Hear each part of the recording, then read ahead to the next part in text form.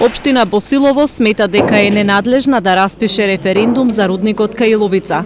На денешната седница советниците едногласно одлучија дека нема правна основа сами да распишат референдум, туку иницијативата Спас за Струмица треба да почне постапка за собирање потписи.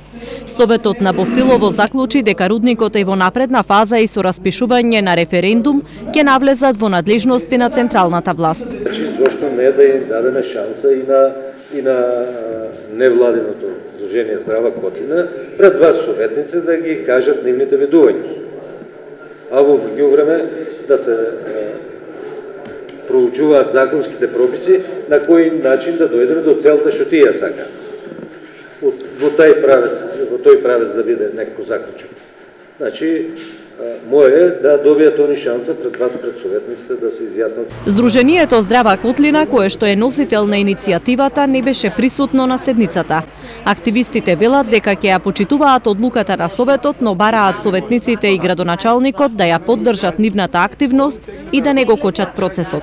Од Советот ни рекоа дека всушност треба да собереме 20% од гласачкото тело на општината, за да почне постапка односно да се означи датум за референдум.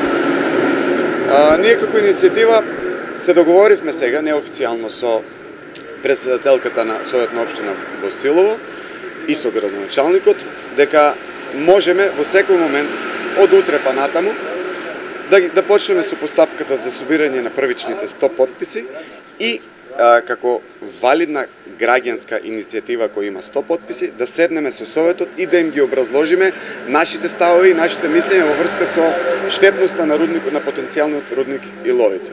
Во Валандово председателката на Советот се прогласи за ненадлежна за свикување седница на Совет за распишување референдум, откако иницијативата Спас за Валандово ги собра потребните потписи утврдени со законот за референдум. И Дојран денеска одржа седница за референдумот на 23 јули. Советниците одлучија дека прашањето за рудникот Казандол треба да биде посебно прашање за кое што ќе се изјаснуваат граѓаните.